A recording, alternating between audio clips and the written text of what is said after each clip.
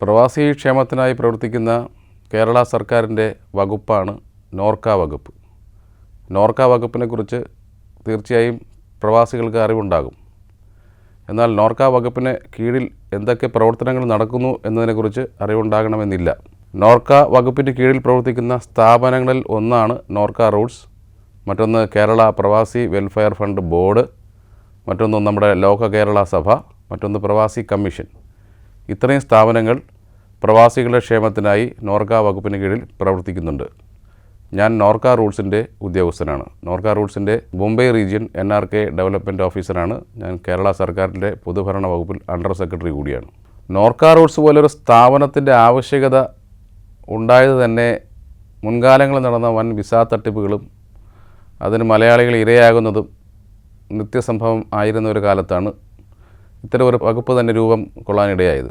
നോർക്ക റൂട്ട്സിൻ്റെ വരവിന് ശേഷം ഇപ്പോഴും വ്യാജ വിസകളിൽപ്പെട്ട് തട്ടിപ്പിനിരയാകുന്നവർ ധാരാളമാണ്. വിദേശത്ത് പോകുന്നതിൻ്റെ പേരിൽ ധാരാളം തട്ടിപ്പ് ഇപ്പോഴും നടക്കുന്നുണ്ട്. അതുകൊണ്ട് വിദേശത്ത് പോകുന്നതിന് മുമ്പ് നിങ്ങൾ ഏത് ഏജൻസി വഴി പോകുന്നു, എവിടെ പോകുന്നു എന്നൊക്കെ തീർച്ചയായിട്ടും നിങ്ങൾ ഉറപ്പുവരുത്തിയിരിക്കണം. നോർക്ക റൂട്ട്സിൻ്റെ വെബ്സൈറ്റിൽ ഒരു പട്ടികയുണ്ട്. നിങ്ങൾക്ക് ഇക്കാര്യത്തിൽ നോർക്ക റൂട്ട്സിൻ്റെ സഹായം തേടാവുന്നതാണ്. അംഗീകൃത ഏജൻസിയാണെങ്കിൽ നോർക്ക റൂട്ട്സിൽ നിന്ന് അതിൻ്റെ മറുപടി നിങ്ങൾക്ക് ലഭിക്കും. അംഗീകൃത ഏജൻസിയാണെന്നുള്ള വിവരം നിങ്ങൾക്ക് ലഭിക്കും. പരമാവധി നിങ്ങൾ നോർക്ക റൂട്ട്സ് വഴിയുള്ള റിക്രൂട്ട്മെൻറ്റിന് പ്രവാസികൾ പ്രധാനമായും അറിഞ്ഞിരിക്കേണ്ടത് നോർക്ക റൂട്ട്സിനെക്കുറിച്ചും അതുപോലെ കേരള പ്രവാസി വെൽഫെയർ ഫണ്ട് ബോർഡ് നൽകുന്ന സേവനങ്ങളെക്കുറിച്ചുമാണ്. ആദ്യം ഞാൻ നോർക്ക റൂട്ട്സ് നൽകുന്ന സേവനങ്ങൾ എന്തൊക്കെയാണെന്ന് പറയാം. നോർക്ക റൂട്ട്സിൻ്റെ വെബ്സൈറ്റ് പരിശോധിച്ചാൽ പ്രവാസികൾക്കായി 18ഓളം ക്ഷേമ പദ്ധതികൾ കാണാൻ കഴിയും. നോർക്ക റൂട്ട്സിൻ്റെ പദ്ധതികളെ നമുക്ക് 3ആയി തരംതിരിക്കാം. ഒന്ന്, പുറത്തേക്ക് പോകുന്ന പ്രവാസികളുടെ ക്ഷേമം. മറ്റൊന്ന്, നാട്ടിൽ മടങ്ങിയെത്തിയ പ്രവാസികളുടെ ക്ഷേമം. മറ്റൊരു കാര്യം ജീവരക്ഷാ പ്രവർത്തനമാണ്. വിദേശ രാജ്യങ്ങളിലും അതുപോലെ അന്യസംസ്ഥാനങ്ങളിലും ആപത്തിൽപ്പെടുന്ന പ്രവാസികൾക്ക് കൈത്താങ്ങാകുന്ന ഒരു ജീവൻ രക്ഷാ പ്രവർത്തനം കൂടി നോർക്ക റൂട്ട്സ് ചെയ്യുന്നുണ്ട്. വിദേശത്തേക്ക് പോകുന്ന പ്രവാസികൾക്ക് നോർക്ക റൂട്ട്സ് ചെയ്യുന്ന സേവനങ്ങളിൽ പ്രധാനമായും അറ്റസ്റ്റേഷനാണ്. അറ്റസ്റ്റേഷനുണ്ട്, റിക്രൂട്ട്മെൻറ്റുണ്ട്.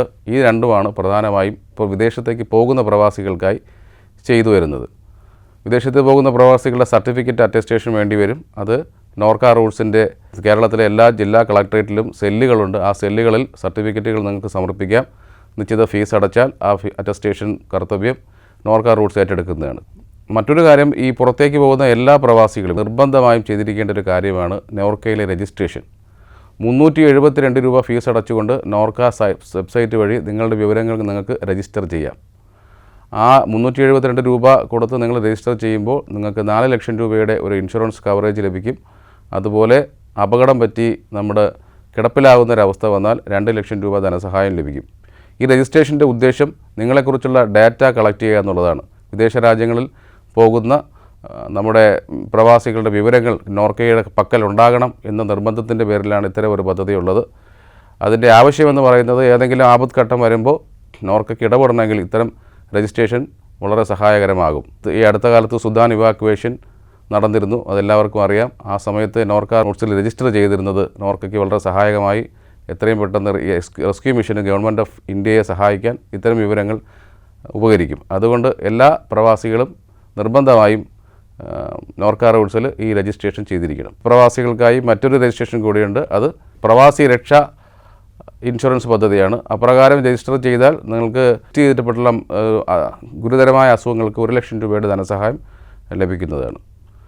പ്രവാസി എന്ന് പറയുമ്പോൾ വിദേശ രാജ്യങ്ങളിൽ പ്രവർത്തിക്കുന്നവർ മാത്രമല്ല, കേരളത്തിന് പുറത്ത് മറ്റ് സംസ്ഥാനങ്ങളിൽ ജോലി ചെയ്യുന്നവരും പ്രവാസികളായിട്ടാണ് നോർക്ക റൂട്ട്സ് കണക്കാക്കുന്നത്. അതുകൊണ്ട് വിദേശ രാജ്യങ്ങളിൽ പോയാൽ മാത്രമേ പ്രവാസിയാകൂ എന്ന ധാരണ ആർക്കും വേണ്ട. രാജ്യത്തിനകത്ത് ഇതര സംസ്ഥാനങ്ങളിൽ ജീവസന്ധാരണം നടത്തുന്ന എല്ലാവരും നോർക്ക റൂട്ട്സിൽ പ്രവാസികൾ തന്നെയാണ്. എല്ലാവരും രജിസ്ട്രേഷൻ നിർബന്ധമായും ചെയ്തിരിക്കണം. നോർക്ക റൂട്ട്സിൽ പ്രവാസികൾ രജിസ്റ്റർ ചെയ്യാൻ വിമുഖത കാണിക്കുന്നതുണ്ട്. അതിന് പ്രധാന കാരണമെന്ന് പറയുന്നത് ഇത് എപ്രകാരം രജിസ്റ്റർ ചെയ്യണം എന്ന അറിവില്ലായ്മയാണ്. അക്ഷയ കേന്ദ്രങ്ങളുമായോ അല്ലെങ്കിൽ ഓൺലൈൻ സർവീസ് തരുന്ന ഏതെങ്കിലും സ്ഥാപനങ്ങളുമായോ ബന്ധപ്പെട്ടാൽ അവർ ചെയ്തു കൊടുക്കുന്നതാണ്. നോർക്ക റൂട്ട്സിൻ്റെ വെബ്സൈറ്റ് പരിശോധിക്കുക, അതിനകത്ത് കയറി നിങ്ങൾക്ക് നിങ്ങളുടെ മൊബൈൽ ഫോൺ വഴി തന്നെ രജിസ്ട്രേഷൻ നിർവഹിക്കാവുന്നതാണ്.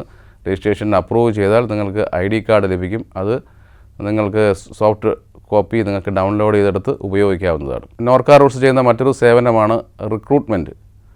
വിവിധ രാജ്യങ്ങളിലെ ഗവൺമെൻറ്റുകളുമായി സഹകരിച്ച് നിരവധി റിക്രൂട്ട്മെൻറ്റ്സ് നടത്തുന്നുണ്ട്. ഈ ജർമ്മനിയുമായിട്ടും സൗദി അറേബ്യയായിട്ടുമൊക്കെ അടുത്ത കാലത്ത് റിക്രൂട്ട്മെൻറ്റ്സ് നടത്തി വന്നിരുന്നു. അതിന് UK-യിലെ റിക്രൂട്ട്മെൻറ്റ്സ് നടത്തി. അപ്പോൾ ഇതിന് വേണ്ടത് നിങ്ങൾ നോർക്ക റൂട്ട്സിൻ്റെ സൈറ്റ് പരിശോധിക്കുക. നിശ്ചിത യോഗ്യത നിങ്ങൾക്കുണ്ടെങ്കിൽ അപേക്ഷ നൽകുക. അതാത് രാജ്യത്തെ പ്രതിനിധികൾ തന്നെ ഇൻ്റർവ്യൂ നടത്തും. നിങ്ങൾക്ക് വളരെ സുരക്ഷിതമായിട്ട് വിദേശ രാജ്യങ്ങളിലെ ജോലി സ്വീകരിക്കാൻ കഴിയും. ഈ ഒരു അവസരം ആരും നഷ്ടപ്പെടുത്തരുതെന്നാണ് എനിക്ക് പറയാനുള്ളത്. നോർക്ക അടുത്ത കാലത്ത് തുടങ്ങിയ സംരംഭമാണ് ഭാഷാ institute, foreign language institute start ചെയ്തിട്ടുണ്ട്. ജർമ്മൻ ലാംഗ്വേജും ഇംഗ്ലീഷും പഠിപ്പിക്കുന്നുണ്ട്. വിദേശത്ത് പോകുന്ന നമ്മുടെ കുട്ടികൾക്ക് അല്ലെങ്കിൽ വിദേശത്ത് ജോലി തേടി പോകുന്നവർക്കുള്ള ഭാഷാ ട്രെയിനിങ് ഇവിടെ നിന്ന് കൊടുക്കുന്നുണ്ട്, ലാംഗ്വേജ് ട്രെയിനിങ്. പ്രവാസികൾ ഏറെ താല്പര്യം പ്രകടിപ്പിക്കുന്ന ഒരു പദ്ധതിയാണ് പെൻഷൻ പദ്ധതി. പ്രവാസികൾക്ക് 60 വയസ്സ് പൂർത്തിയായാൽ പെൻഷൻ നൽകുന്നുണ്ട്. ഈ പദ്ധതിയെക്കുറിച്ച് അറിയാനാണ് കൂടുതൽ താല്പര്യം കണ്ടുവരുന്നത്. കേരള പ്രവാസി വെൽഫെയർ ഫണ്ട് ബോർഡാണ് ഈ പെൻഷൻ പദ്ധതി നടപ്പിലാക്കുന്നത്. ഈ പെൻഷൻ പദ്ധതിയിൽ അംഗമാകാൻ യോഗ്യത കുറഞ്ഞത് 2 വർഷം വിദേശ രാജ്യങ്ങളിൽ ജോലി ചെയ്തിരിക്കണം, അല്ലെങ്കിൽ കേരളം വിട്ട് മറ്റ് സംസ്ഥാനങ്ങളിൽ ജോലി ചെയ്തിരിക്കണം. ഇങ്ങനെ ജോലി ചെയ്തിട്ടുണ്ടെങ്കിൽ നിങ്ങൾക്ക് തീർച്ചയായിട്ടും പ്രവാസി വെൽഫെയർ ഫണ്ട് ബോർഡിൽ അംഗത്വം എടുക്കാം. അംഗത്വം എടുത്ത് 60 വയസ്സ് പൂർത്തിയാകുമ്പോൾ നിങ്ങൾക്ക് കുറഞ്ഞത് 3000 രൂപ പെൻഷൻ ലഭിക്കും. കൂടിയ പെൻഷൻ അകം പ്രവാസിയാണെങ്കിൽ 6000 രൂപയും പുറം പ്രവാസിയാണെങ്കിൽ 7000 രൂപയും ലഭിക്കും. പ്രവാസി പെൻഷൻ പദ്ധതി പ്രവാസികളുടെ വാർദ്ധക്യകാലത്തെ സുരക്ഷ ഉറപ്പുവരുത്താനുള്ളൊരു പദ്ധതിയാണ്. നിർഭാഗ്യവശാൽ നമ്മുടെ നാട്ടിലെ പല പ്രവാസികളും ഈ പദ്ധതിയിൽ രജിസ്റ്റർ ചെയ്തിട്ടുമില്ല, അംഗമായിട്ടുമില്ല, പെൻഷൻ വാങ്ങുന്നുമില്ല. 60 വയസ്സ് പൂർത്തിയായ ശേഷമാണ് ആരെങ്കിലും പറഞ്ഞു കേൾക്കുമ്പോൾ ഈ പദ്ധതിയെക്കുറിച്ച് അവർ ബോധവാന്മാരാകുന്നതും അപേക്ഷിക്കാൻ ശ്രമിക്കുന്നതും അപേക്ഷ നിരസിക്കപ്പെടുന്നതും. അതിനാൽ എൻ്റെ പ്രവാസി സുഹൃത്തുക്കളോട് എനിക്ക് പറയാനുള്ളത്, വളരെ നേരത്തെ തന്നെ നിങ്ങൾ ഈ പദ്ധതിയിൽ അംഗമാകണം, അതിൻ്റെ ഗുണഭോക്താക്കളാകണം. അതിനകത്ത് ഒരു ഉപേക്ഷയും നിങ്ങൾ വിചാരിക്കരുത്. 18 വയസ്സ് മുതൽ 60 വയസ്സ് വരെയുള്ള ഏതൊരാൾക്കും ഈ പദ്ധതിയിൽ അംഗമാകാം. എന്നാൽ 55 വയസ്സ് കഴിഞ്ഞാണ് നിങ്ങൾ ചേരുന്നതെങ്കിൽ നിങ്ങൾക്ക് മിനിമം പെൻഷനായ 3000 രൂപയോ അല്ലെങ്കിൽ 3500 രൂപയോ മാത്രമേ ലഭിക്കൂ. അത് 5 വർഷ കാലയളവ് നിങ്ങൾ അടച്ചിരിക്കുകയും വേണം. അതായത് 59ാമത്തെ വയസ്സിൽ പെൻഷൻ പദ്ധതിയിൽ ഒരു പ്രവാസി ചേർന്നാൽ അദ്ദേഹം മാസവരി 64 വയസ്സ് വരെ അടയ്ക്കണം. 64 വയസ്സ് പൂർത്തിയാകുമ്പോൾ മാത്രമേ അദ്ദേഹത്തിന് പെൻഷൻ ലഭിക്കുകയുള്ളൂ. പെൻഷൻ പദ്ധതിയിൽ ചേരുന്നവരെ 2 കാറ്റഗറി ആയിട്ടാണ് കണക്കാക്കുക. ഒന്ന് നാട്ടിൽ മടങ്ങി വന്ന പ്രവാസി, മറ്റൊന്ന് നിലവിൽ വിദേശത്ത് ജോലി ചെയ്യുന്ന പ്രവാസി, പിന്നെ കേരളത്തിന് പുറത്ത് ഇന്ത്യക്കകത്തുള്ള അകം പ്രവാസി. അകം പ്രവാസിക്കും നാട്ടിൽ മടങ്ങി വന്ന പ്രവാസിക്കും മാസം 200 രൂപ അടച്ചാൽ മതി. 55 വയസ്സിന് ശേഷം പദ്ധതിയിൽ ചേർന്നവർക്ക് 3000 രൂപ മാത്രമേ പെൻഷൻ ലഭിക്കൂ. എന്നാൽ അതിനു മുമ്പേ തന്നെ പെൻഷനിൽ നേരത്തെ തന്നെ ഈ പദ്ധതിയിൽ ചേർന്ന് മാസവരി അടച്ചു വരുന്നവർക്ക് 3000 രൂപയിൽ കൂടിയ പെൻഷൻ ലഭിക്കും.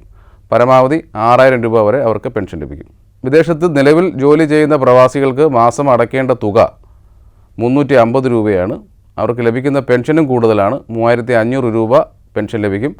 അതായത് 55 വയസ്സിന് ശേഷം പദ്ധതിയിൽ ചേർന്നവർക്ക് 3500 രൂപ പെൻഷൻ ലഭിക്കും. വളരെ മുമ്പേ തന്നെ പദ്ധതിയിൽ ചേർന്നാൽ 3500 രൂപയല്ല, നിങ്ങൾക്ക് കൂടുതൽ പെൻഷൻ ലഭിക്കും. ഓരോ വർഷത്തിനും 3% എന്ന നിലയ്ക്ക് അധിക പെൻഷൻ നിങ്ങൾക്ക് ലഭിക്കും. അങ്ങനെ പരമാവധി 7000 രൂപ വരെ പെൻഷൻ ലഭിക്കും. ഈ പദ്ധതിയിൽ അംഗമായാൽ മറ്റ് ചില ആനുകൂല്യങ്ങൾ കൂടിയുണ്ട്. നമ്മുടെ പെൺമക്കളുടെ വിവാഹത്തിന് ഓരോ പെൺകുട്ടിക്കും 10000 രൂപ എന്ന നിരക്കിൽ ധനസഹായം ലഭിക്കും. അതുപോലെ വിദ്യാഭ്യാസത്തിനുള്ള ചെറിയൊരു സ്കോളർഷിപ്പും അവിടെ നിന്ന് ലഭിക്കും. ഒരു ഒറ്റത്തവണയായി 3000 രൂപയോളം അതിന് ലഭിക്കും. പിന്നീടുള്ളത് നമ്മുടെ ഹൗസിംഗ് ലോൺ. നാട്ടിൽ നമ്മൾ വീട് വെച്ചിട്ടുണ്ടെങ്കിൽ, വീട് വയ്ക്കുന്നതിന് വേണ്ടി ഹൗസിംഗ് ലോൺ എടുത്തിട്ടുണ്ടെങ്കിൽ അതിന് നമുക്ക് പരമാവധി 1 ലക്ഷം രൂപ വരെ, 20 ലക്ഷം രൂപ വരെയുള്ള ഹൗസിംഗ് ലോണിന് 1 ലക്ഷം രൂപ വരെയുള്ള സബ്സിഡി പ്രവാസി വെൽഫെയർ ഫണ്ട് ബോർഡ് നിങ്ങൾക്ക് നൽകും. പെൻഷൻ വാങ്ങുന്ന പ്രവാസി മരണപ്പെട്ടു പോയാൽ വാങ്ങുന്ന പെൻഷൻ്റെ പകുതി തുക അദ്ദേഹത്തിൻ്റെ ജീവിത പങ്കാളിക്ക് ആ പകുതി പൈസ ലഭിക്കും. പദ്ധതിയിൽ അംഗമായിരിക്കെ മരണപ്പെട്ടു പോയാൽ മരണാനന്തര ധനസഹായമായി അകം പ്രവാസിയോ അല്ലെങ്കിൽ മടങ്ങിയെത്തിയ പ്രവാസിയാണെങ്കിൽ 30,000 രൂപയും, വിദേശത്ത് നിലവിൽ ജോലി ചെയ്യുന്ന പ്രവാസിയാണെങ്കിൽ 50,000 രൂപയും ലഭിക്കും. അതുപോലെ പ്രവാസി വെൽഫെയർ ഫണ്ട് ബോർഡിൻ്റെ മറ്റൊരു പദ്ധതിയാണ് ഡിവിഡൻഡ് പദ്ധതി. ഡിവിഡൻഡ് പദ്ധതി എന്ന് പറയുന്നത് ഒരു നിക്ഷേപ പദ്ധതിയാണ്. ഇതേ യോഗ്യതയുള്ള എല്ലാ പ്രവാസികൾക്കും, ഞാൻ നേരത്തെ പ്രവാസി വെൽഫെയർ ഫണ്ട് ബോർഡിൽ അംഗമാകാൻ യോഗ്യതയുള്ള ഏതൊരു പ്രവാസിക്കും 3 ലക്ഷം രൂപ മുതൽ 49 ലക്ഷം രൂപ വരെ നിക്ഷേപിച്ചുകൊണ്ട് ഈ പദ്ധതിയിൽ അംഗമാകാം. ഈ പദ്ധതിയിൽ അംഗമായാൽ ആദ്യത്തെ 3 വർഷം മാസം ഡിവിഡൻഡ് ലഭിക്കത്തില്ല. ഇത് ഡിവിഡൻഡാണ്. ഈ പദ്ധതിയിൽ നിക്ഷേപിച്ചാൽ 10% ഉറപ്പായ ഡിവിഡൻഡ്, സർക്കാർ ഉറപ്പ് നൽകുന്ന 10% ഡിവിഡൻഡാണ് പ്രവാസികൾക്ക് ലഭിക്കുക. അതായത് 3 ലക്ഷം രൂപ ഒരാൾ നിക്ഷേപിച്ചിട്ടുണ്ടെങ്കിൽ മൂന്നാമത്തെ വർഷം അത് 3,90,000 രൂപയാകും. തൊട്ടടുത്ത മാസം മുതൽ നിങ്ങൾക്ക് ഈ 3,90,000 രൂപയുടെ 10% നിങ്ങൾക്ക് ഡിവിഡൻഡായി എല്ലാ മാസവും ലഭിക്കും. 10% കണക്കാക്കുന്നത് വാർഷികാടിസ്ഥാനത്തിലാണ്. നിങ്ങളുടെ കാലശേഷം ഈ പൈസ നിങ്ങളുടെ നോമിനിക്ക് തിരികെ നൽകുന്നതാണ്. അതാണ് പ്രവാസി ഡിവിഡൻഡ് പദ്ധതി. 60 വയസ്സ് പ്രായപരിധി ഇതിനകത്തില്ല. 60 വയസ്സ് കഴിഞ്ഞു പോയവർക്ക് പെൻഷൻ പദ്ധതിയിൽ ചേരാൻ കഴിയുന്നില്ല എന്നൊരു പരാതിയുണ്ട്. അത്തരക്കാർക്ക് ഡിവിഡൻഡ് പദ്ധതിയുടെ ഗുണഭോക്താക്കൾ ആകാവുന്നതാണ്. ഇപ്പോൾ തൊഴിൽ സുരക്ഷിതത്വം നോർക്കയ്ക്ക് നേരിട്ട് ഉറപ്പുവരുത്താനായിട്ട് സംവിധാനമില്ല. അതാത് രാജ്യങ്ങളിലെ അവിടുത്തെ എംപ്ലോയേഴ്സാണ് അത് തീരുമാനിക്കുക. ഈ അടുത്ത കാലത്ത് സൗദിയിൽ നിന്ന് ഒരുപാട് പേര് മടങ്ങിയെത്തിയിരുന്നു. സൗദിയിലെ അവിടുത്തെ സ്വദേശീവൽക്കരണം കാരണം ധാരാളം പേർക്ക് മടങ്ങി വരേണ്ടി വന്നു. പക്ഷേ വരേണ്ടി വന്നവരെ ഇവിടെ റീഹാബിലിറ്റ് ചെയ്യാൻ വേണ്ടിയിട്ടുള്ള പദ്ധതികൾ സർക്കാർ നടപ്പിലാക്കി വരുന്നു. അതിൻ്റെ ഭാഗമായിട്ടാണ് ഇപ്പോഴും സ്വയം തൊഴിൽ പദ്ധതി നടപ്പിലാക്കി വരുന്നത്. ഇവിടെ വന്നാൽ അവർക്ക് വേണ്ട സാമ്പത്തിക സഹായം, സ്വയം തൊഴിലുള്ള വായ്പ പോലുള്ള കാര്യങ്ങളിൽ നോർക്ക ഇടപെട്ട് അതിനുള്ള സഹായം ചെയ്തു കൊടുക്കുന്നുണ്ട്. ഇനിയും ഈ പദ്ധതിയിൽ പലർക്കും അപേക്ഷ നൽകാവുന്നതാണ്. എല്ലാ കളക്ട്രേറ്റിലെയും നോർക്ക സെല്ലുകളെ സമീപിച്ച് സ്വയം തൊഴിൽ പദ്ധതിക്കുള്ള അപേക്ഷ സമർപ്പിക്കേണ്ടതാണ്. സ്വയം തൊഴിൽ വായ്പയുടെ ഭാഗമായിട്ട് പ്രവാസികൾക്ക് ട്രെയിനിങ് കൊടുക്കുന്നുണ്ട്.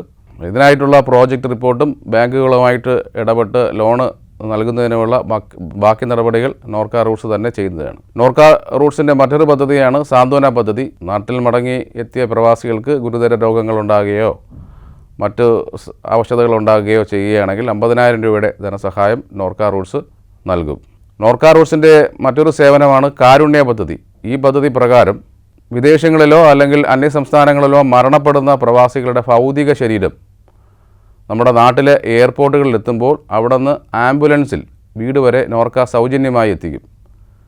ഇതിനുവേണ്ടി നോർക്കയുടെ ഒരു ടോൾ ഫ്രീ നമ്പറുണ്ട്. ആ ടോൾ ഫ്രീ നമ്പറിൽ കോൺടാക്റ്റ് ചെയ്യുകയോ അല്ലെങ്കിൽ ഇന്ത്യക്കകത്തുള്ള പ്രവാസി ഓഫീസേഴ്സുണ്ട്, എന്നെപ്പോലുള്ള NRK ഡെവലപ്മെൻറ്റ് ഓഫീസേഴ്സിനുണ്ട്, ഞങ്ങളെ കോൺടാക്റ്റ് ചെയ്താലോ മതിയാവും. ഇതിന് ജസ്റ്റ് വേണ്ടത് ആ ബോഡി കൊണ്ടുവരുന്ന എയർ കാർഗോ ബില്ലും ബോഡിയോടൊപ്പം വരുന്ന വ്യക്തിയുടെ കോൺടാക്റ്റ് നമ്പറുമാണ്. ഈ രേഖകൾ വാട്സപ്പ് മുഖാന്തരം അയച്ചു തന്നാൽ അല്ലെങ്കിൽ ടോൾ ഫ്രീ നമ്പറിൽ വിളിച്ച് ഇത് നിങ്ങൾ നൽകിയാൽ ആ ഭൗതിക ശരീരം എയർപോർട്ടിൽ നിന്ന് അവരുടെ വീട് വരെ എത്തിക്കുന്ന ചെലവ് നോർക്ക ഏറ്റെടുക്കും. നോർക്ക റൂട്ട്സ് നൽകുന്ന മറ്റൊരു സേവനമാണ് നിയമസഹായം. മറ്റു രാജ്യങ്ങളിലെ നിയമക്കുരുക്കിൽപ്പെടുന്ന പ്രവാസികളുണ്ട്. അവർക്ക് വേണ്ട നിയമസഹായം നൽകുന്നതിന് വേണ്ടിയിട്ടാണ് നോർക്ക നിയമസഹായം നൽകി വരുന്നത്. ഇതിന് പ്രത്യേക അഡ്വക്കേറ്റുമാരെ നിയമിച്ചിട്ടുണ്ട്. ഇങ്ങനെയുള്ള പ്രശ്നങ്ങൾ പെടുന്നവർ നോർക്ക റൂട്ട്സുമായിട്ട് ബന്ധപ്പെടാവുന്നതാണ്.